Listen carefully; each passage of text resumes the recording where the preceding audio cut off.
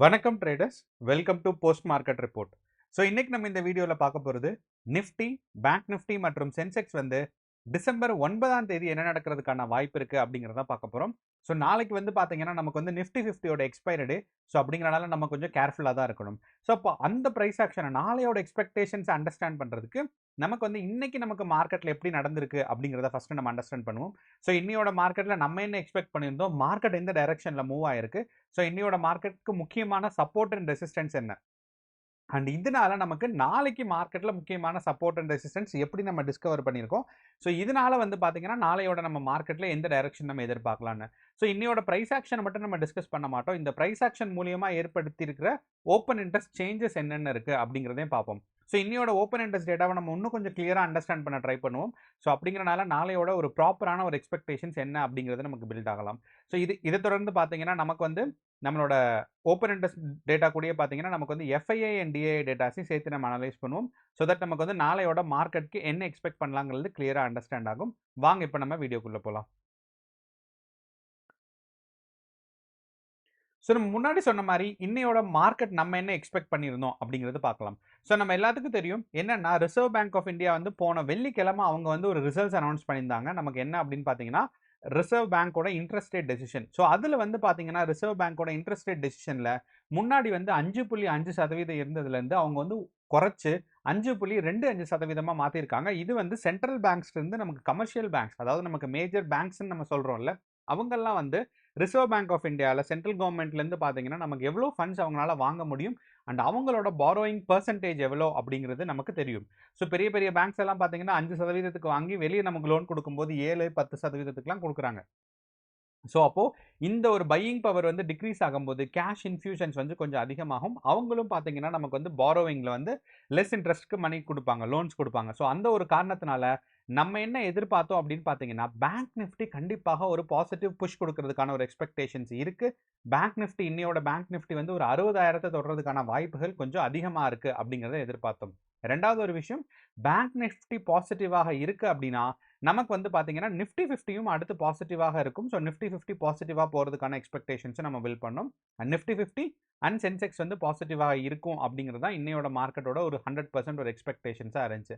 And இதை தொடர்ந்து பார்த்தீங்கன்னா நமக்கு வந்து போன வெள்ளிக்கிழமை யூஎஸ் மார்க்கெட்டும் நமக்கு பாசிட்டிவாக தான் இருந்துச்சு. ஏன்னா நமக்கு போன வெள்ளிக்கிழமை பார்த்தோம்னா யூஎஸ் மார்க்கெட்டில் வந்து ஸ்ட்ராங்கான ஒரு ஸ்ட்ராங்கான ஒரு அப் ட்ரெண்ட் வந்துட்டு அதுக்கப்புறம் தான் ஒரு கன்சாலிடேஷன் ஃபேஸ் வந்துச்சு. ஸோ ஓவராலாக வெள்ளிக்கிழமை வந்து யூஎஸ் மார்க்கெட் ஒரு ஸ்ட்ராங்கான கேப் அப் மேலே போயிட்டு, அதுக்கு மட்டும் இல்லாமல் ஓப்பனிங் அண்ட் க்ளோசிங் ப்ரைஸ் பார்க்கும்போது யூஎஸ் மார்க்கெட் பாசிட்டிவாக இருந்தனால நம்ம என்ன எக்ஸ்பெக்ட் பண்ணோம் அப்படின்னா, இந்தியன் மார்க்கெட் இன்னைக்கு ஒரு பாசிட்டிவ் புஷ்ஷாவது அட்லீஸ்ட் கொடுக்கும். ஸோ மினிமம் வந்து ஒரு கால் ஆப்ஷனோட டார்கெட், ஸோ கால் ஆப்ஷன் பையர்ஸ்க்கான ஒரு டார்கெட்கான மேலே போயிட்டு அதுக்கப்புறம் தான் மார்க்கெட் கன்சாலிடேஷனோ இல்லைனா ஒரு ப்ரைஸ் கரெக்ஷனோ வரும்னு எதிர்பார்த்துருந்தோம். ஆனால் இன்னையோட மார்க்கெட் பார்த்தீங்கன்னா நமக்கு 100% அகைன்ஸ்டாக போயிருச்சு. அப்போ நம்ம என்ன, அதனால தான் நம்ம என்ன பண்றோம்னா, எப்பயுமே நம்ம வந்து ட்ரெண்ட் டிஸ்கஸ் பண்ணும்போது நம்ம நிஃப்டியா இருக்கட்டும், சென்செக்ஸா இருக்கட்டும், பேங்க் நிஃப்டியா இருக்கட்டும், மார்க்கெட் அட் த மணிலேருந்து மேலே போனால் எவ்வளோ வரைக்கும் மார்க்கெட் மேலே போகலாம், அதே சமயம் இருக்கிற பொசிஷன்லேருந்து கீழே வந்துச்சுன்னா எவ்வளோ வரலாம் அப்படிங்கிறத பார்க்கணும். ஏன்னா நம்ம மார்க்கெட்டில் வந்து நம்ம ஒரு எக்ஸ்பெக்டேஷன்ஸ் பில்ட் பண்ணி அந்த ப்ரைஸுக்கு வரும்னு வெயிட் பண்ணுறதை விட ரெண்டு டைரக்ஷன்லையும் இருக்கிற பொசிஷன்லேருந்து நமக்கு இங்கே இருக்கு 3 விஷயம் மார்க்கெட்டில் நடக்கலாம். ஒன்று வந்து பார்த்தீங்கன்னா மேலே போகலாம், இன்னொன்று வந்து பார்த்தீங்கன்னா கீழே இருக்கலாம், அப்படி இல்லைன்னா இப்படியே சைடு வேஸ் இருக்கலாம். இதுதான் 3 விஷயம். ஸோ சைடு வேஸ் இருக்குன்னா நமக்கு வந்து வேற டார்கெட் எதுவும் கிடையாது. கால் ஆப்ஷன் பையர்ஸாக நம்ம குவான்டிட்டிஸ் எடுக்கும்போது சைடு வேஸில் நமக்கு ஸ்ட்ராங்கான டிகே வரும் அப்படிங்கிறனால இந்த சைடு வேஸ் நமக்கு வந்து என்ன நடக்க போகுதுங்கிறது எக்ஸ்பெக்டேஷன்ஸ் இல்லை. ஆனால் அதே மாதிரி மேலே எவ்வளோ தூரம் போகலாம், கீழே எவ்வளோ தூரம் போகலான்னு பார்த்தீங்கன்னா, நம்மளோட மார்க்கெட்டில் ட்ரெண்ட் எந்த பக்கங்கிறத கண்டுபிடிச்சதுக்கப்புறம் பார்த்தீங்கன்னா நமக்கு அது ரொம்ப யூஸ்ஃபுல்லாக இருக்கும். மார்க்கெட்டில் வந்து இந்த ட்ரெண்ட் கண்டுபிடிச்சதுக்கப்புறம் அந்த ட்ரெண்டை ஃபாலோ பண்ணுற மாதிரி. ஸோ இன்னையோட மார்க்கெட் நமக்கு காலையில் பார்க்கும்போது நமக்கு ஃபர்ஸ்ட் இண்டிகேஷன்ஸ் எனக்கு வந்து இன்னையோட மார்க்கெட் பாசிட்டிவாக இருக்காது அப்படின்னு சொல்கிறதுக்கான ஃபர்ஸ்ட் இண்டிகேஷன்ஸ் என்ன இருந்துச்சுன்னு பார்த்தீங்கன்னா, நம்மளோட பேங்க் நிஃப்டி. ஏன்னா பேங்க் நிஃப்டி இன்னையோட பேங்க் நிஃப்டி பார்த்தீங்கன்னா ஒரு கேப் டவுனில் வந்துச்சு. இதுவே நமக்கு ரொம்ப ஆச்சரியமான விஷயம் தான்.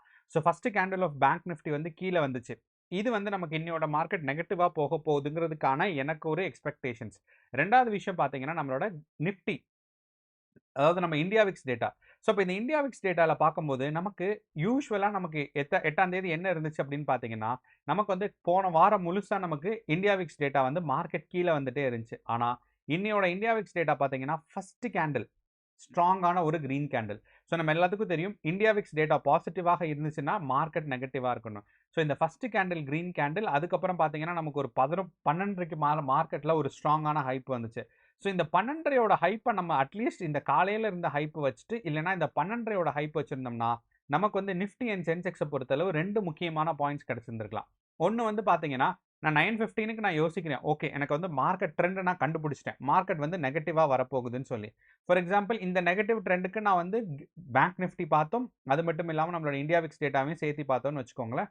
அப்படி இருக்கும்போது நமக்கு அடிஷனலா நம்மளோட சிம்பிள் மூவிங் ஆவரேஜ் இது ரொம்ப ரொம்ப சிம்பிளானது. ஸோ 10 சிம்பிள் மூவிங் ஆவரேஜ்க்கு கீழே இருக்கிறனால நான் வந்து மார்க்கெட்டில் வந்து பொசிஷன் எடுக்கிறேன்னு வச்சுக்கோமே, நெகட்டிவான பொசிஷன்.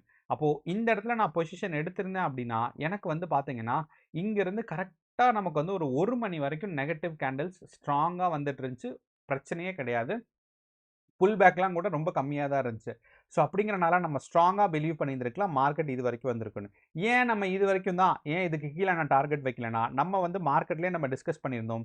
இதுக்கு முன்னாடி ப்ரைஸ் ரிஜெக்ஷன் பாயிண்ட் எங்கன்னு பார்த்தீங்கன்னா 26,000 தான். ஸோ அப்படிங்கிறனால 26,000 ரொம்ப முக்கியமான சப்போர்ட். அப்போ நம்ம இந்த சப்போர்ட்லேருந்து மார்க்கெட் கீழே விழுந்துச்சுன்னா அடுத்த சப்போர்ட் வரைக்கும் பொசிஷன் எடுக்கிறது தான் ஒரு அட்வைசபிளான வேலை. அப்போ நம்ம என்ன பண்ணியிருந்திருக்கணும், 26,000க்கு ஒரு புட் ஆப்ஷன் பை பண்ணியிருந்திருக்கலாம். அப்போ வந்து பார்த்தீங்கன்னா மார்க்கெட்ல வந்து ஒரு ஸ்ட்ராங்கான இருந்திருக்கும். அப்படி நீங்க புட் ஆப்ஷன் செல்லரா இருந்தீங்கன்னா இந்த இடத்துலயே பார்த்தீங்கன்னா நீங்க கால் ஆப்ஷன் செல்லர், அதாவது ஆப்ஷன் செல்லரா இருந்தீங்கன்னா இந்த இடத்துல நீங்க 26,200ல வந்து கால் ஆப்ஷன் செல் பண்ணியிருந்திருக்கலாம். ஸோ இதுதான் வந்து நெகட்டிவ் சைடு மார்க்கெட் போகும்போது நம்ம வந்து இப்போ பார்க்கக்கூடியது. ஆனா இந்த ஒரு பொசிஷனை நீங்க எடுத்திருந்தீங்கன்னா நீங்க ஒரு நல்ல, அதாவது உங்களோட மார்க்கெட் அனாலிசிஸ் ரொம்ப ஸ்ட்ராங்கா இருக்குன்னு. அதை விட பார்த்தீங்கன்னா இந்த இடத்துல நமக்கு பார்க்கும்போது 0.6% டவுன் சைடு இருக்கு. அண்ட் இது ஏறக்குறைய ஒரு 4 மணி நேரம் நம்ம வெயிட் பண்ணியிருந்திருக்கணும். ஸோ 4 மணி நேரம் வெயிட் பண்ணும்போது தான் நமக்கு பார்த்தீங்கன்னா ஆல்மோஸ்ட் லைக் 26,000 ரீச் ஆயிருக்கு. அண்ட் ரெண்டாவது பார்த்தீங்கன்னா நமக்கு வந்து இந்தியா விக்ஸ் டேட்டாவில் ஒரு 12:30க்கு ஒரு ஹைப் இருந்துச்சு.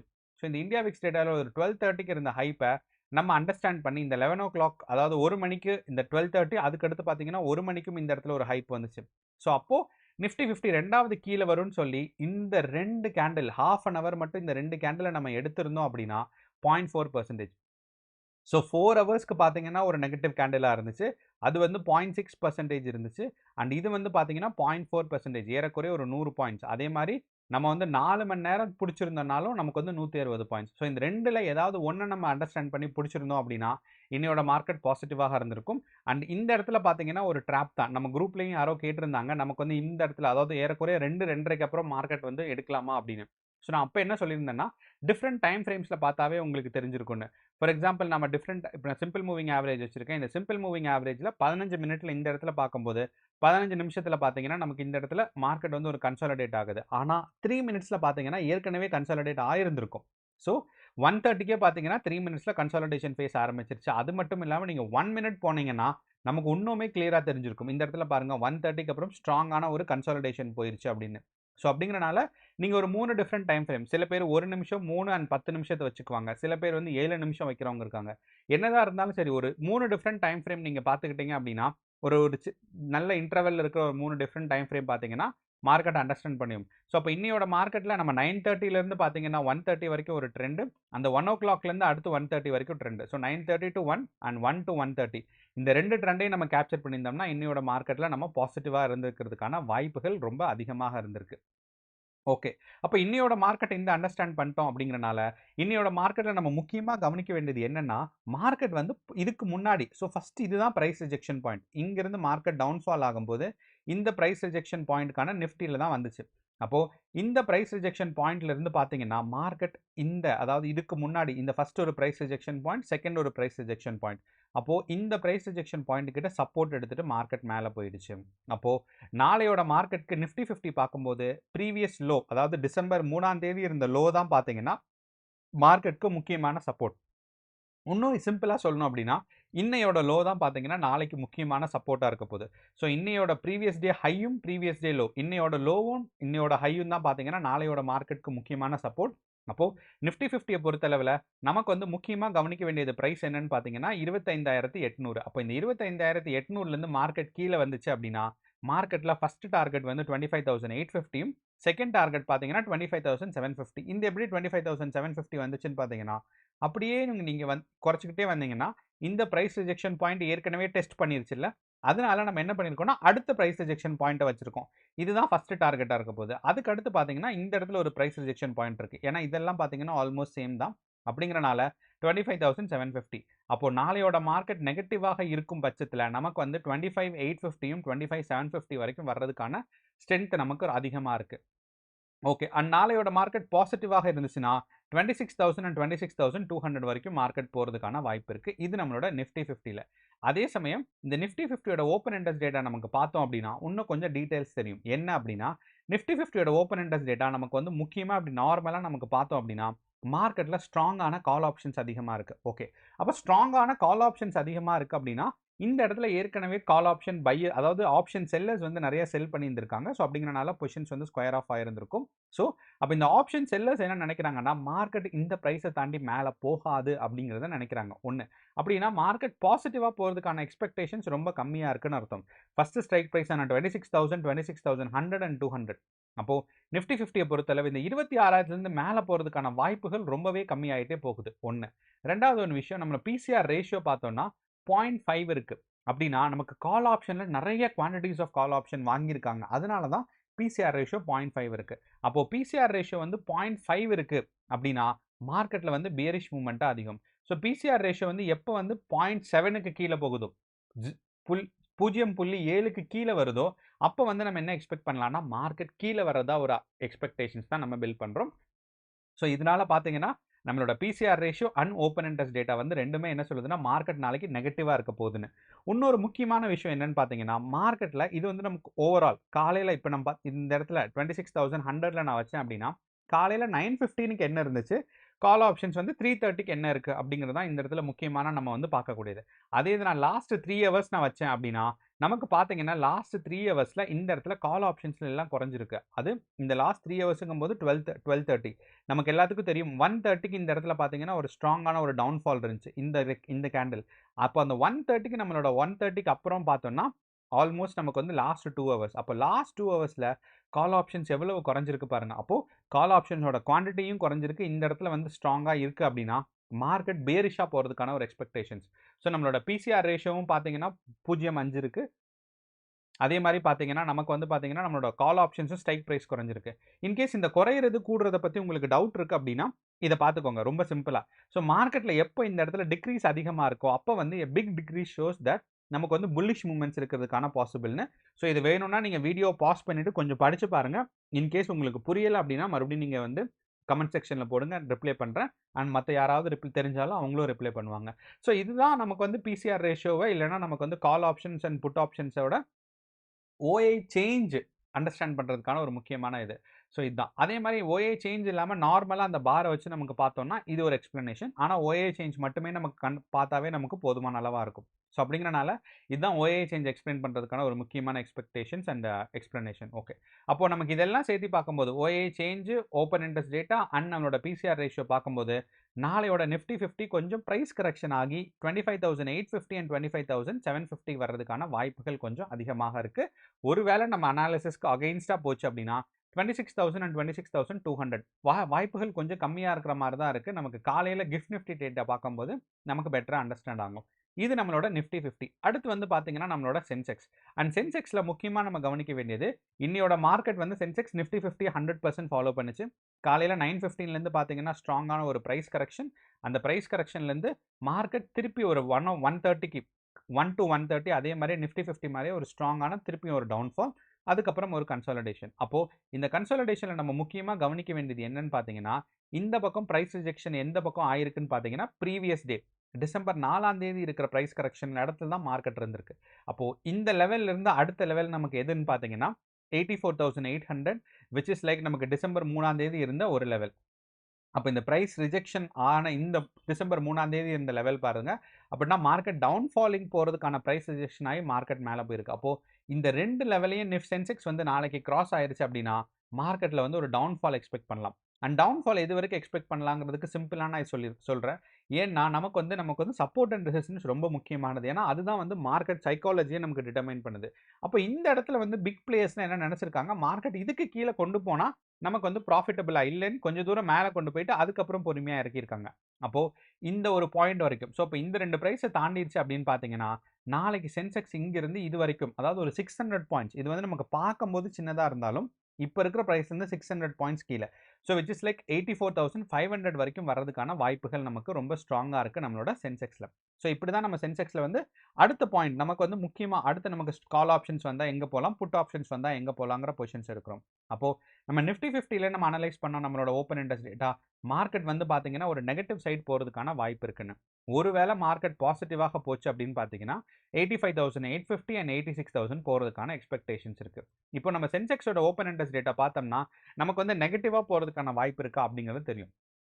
இப்போ சென்செக்ஸோட ஓப்பன் இன்ட்ரெஸ்ட் டேட்டா பார்க்கும்போது நம்ம ஃபர்ஸ்ட் கவனிக்க வேண்டியது என்னன்னு பார்த்தீங்கன்னா நம்மளோட பிசிஆர் ரேஷியோ. அப்போ இந்த பிசிஆர் ரேஷியோவில் 0.6 இருக்கு. அப்போ இந்த பிசிஆர் ரேஷியோ 0.6 இருக்கு அப்படின்னா நமக்கு என்ன சொல்லுது அப்படின்னா மார்க்கெட் வந்து கீழே போகிறதுக்கான ஒரு எக்ஸ்பெக்டேஷன்ஸ் இருக்கு. இது வந்து ஓவரால் பிசிஆர் ரேஷியோ எல்லா ஸ்ட்ரைக் ப்ரைஸும் வச்சு பார்க்கும்போது 0.59, அதனால தான் இந்த இடத்துல நமக்கு 0.6ன்னு கொடுத்துருக்காங்க. அப்போ இந்த 0.6 இருக்குங்கிறனால நமக்கு அகைன் ஓவர் சோல்டு கால்ஸ் இருக்கு. அப்போ கால் ஆப்ஷன்ஸ் அளவுக்கு அதிகமாக செல் பண்ணியிருந்திருக்காங்க. அதனால தான் பிசிஆர் ரேஷியோ பார்த்தீங்கன்னா 0.6 வரைக்கும் போயிருக்கு. ரெண்டாவது நமக்கு வந்து ஃபுல் டேயான open interest change OI change நமக்கு பார்த்தோம் அப்படின்னா மார்க்கெட்ல இந்த இடத்துல ஸ்ட்ராங்கான கால் ஆப்ஷன்ஸ் இன்க்ரீஸ் ஆயிருந்தாலும் லாஸ்ட் 2 ஹவர்ஸ் இல்லைன்னா லாஸ்ட் 1 ஹவர் நமக்கு பார்க்கும்போது கால் ஆப்ஷனோட இன்ட்ரெஸ்ட் வந்து குறைஞ்சிருக்கு அப்படிங்கிறனால நமக்கு இந்த டெஃபினிஷன் படி மார்க்கெட்ல நாளைக்கு ஒரு பியரிஷ் மூவ்மெண்ட்ஸ் போறதுக்கான ஒரு எக்ஸ்பெக்டேஷன்ஸ் நமக்கு அதிகமாக இருக்கு. ஓகே, ஸோ அப்படிங்கிறனால நமக்கு வந்து சென்செக்ஸ்லையும் நம்ம நிஃப்டியும் பார்த்துடும் டவுன் சைட் போறதுக்கான எக்ஸ்பெக்டேஷன்ஸ் தான் இருக்கு. அடுத்து நம்மளோட சென்செக்ஸும் டவுன் சைட் போறதுக்கான ஒரு எக்ஸ்பெக்டேஷன்ஸ் தான் நம்ம பில்ட் பண்ணியிருக்கோம். ஸோ இது எல்லாம் சேர்த்து பார்க்கும்போது நாளைக்கு மார்க்கெட் ஒரு டவுன் சைட் புஷ்க்கான ஒரு எக்ஸ்பெக்டேஷன்ஸ் நமக்கு ஸ்ட்ராங்கா இருக்கு. அண்ட் இந்த டவுன் சைட் புஷ் வந்து நமக்கு வந்து பேங்க் நிஃப்டியும் கீழே வர்றதுக்கான எக்ஸ்பெக்டேஷன்ஸ் தான் இருக்கு. இப்போ பேங்க் நிஃப்டியை பொறுத்தளவு நாளையோட மார்க்கெட்ல 58,300 வரைக்கும் மார்க்கெட் வரலாம். ஸோ இந்த 3 பிரைஸ் லெவல்ஸ் வந்து பார்த்தீங்கன்னா பேங்க் நிஃப்டியில் நாளையோட மார்க்கெட்டை சைட்வேஸ் கொண்டு போகிறதுக்கான ஒரு எக்ஸ்பெக்டேஷன்ஸ் இருக்கு. ஏன்னா நமக்கு டிஃப்ரெண்ட் லெவல்ஸ் ஆஃப் ஒரு support and price rejection points இருக்கிறனால இந்த 3 பாயிண்ட், அதாவது இந்த 3 பாயிண்ட்டுங்கிறது ரொம்பவே ஒரு கம்மியான பிரைஸ் ரேஞ்ச் தான். நமக்கு வந்து பார்த்தீங்கன்னா ஒரு 200 பாயிண்ட்ஸ் ஆன பிரைஸ் ரேஞ்ச். அப்போ இந்த 200 பாயிண்ட்ஸ் ஆன பிரைஸ் ரேஞ்சுக்கு மார்க்கெட் கீழே டவுன்ஃபால் ஆயிடுச்சு அப்படின்னா மார்க்கெட் வந்து பேங்க் நிஃப்டி வந்து பார்த்தீங்கன்னா 58,300 வரைக்கும் வர்றதுக்கான வாய்ப்புகள் இருக்கு. ஸோ நமக்கு 3 இண்டெக்ஸஸ்லையுமே நம்ம ஒரு நெகட்டிவ் எக்ஸ்பெக்டேஷன்ஸ் தான் நாளைக்கு பில்ட் பண்ணுறோம். அண்ட் நான் ஓப்பன் எஃப்ஐஐ டேட்டாஸ் பார்த்தீங்கன்னா நமக்கு இன்னும் அப்டேட் ஆகலை. ஸோ அப்படிங்கிறனால எஃப்ஐஐ டேட்டாஸ் பற்றி நம்ம ப்ரீ மார்க்கெட் ரிப்போர்ட்டில் டிஸ்கஸ் பண்ணுவோம். So open interest data and நம்மளோட ப்ரைஸ் ஆக்ஷனை டீட்டெயிலாக பார்க்கும்போது நாளையோட மார்க்கெட் ஒரு டவுன் ஃபாலிங் மார்க்கெட்டாக இருக்கிறதுக்கான ஒரு எக்ஸ்பெக்டேஷன்ஸ் நம்ம பில்ட் பண்ணுறோம். ஸோ இதுதான் நம்மளோட ஒரு ஓவரால் அனாலிசிஸ். கேர்ஃபுல்லாக ட்ரேட் பண்ணுங்கள். All the best. நன்றி, வணக்கம்.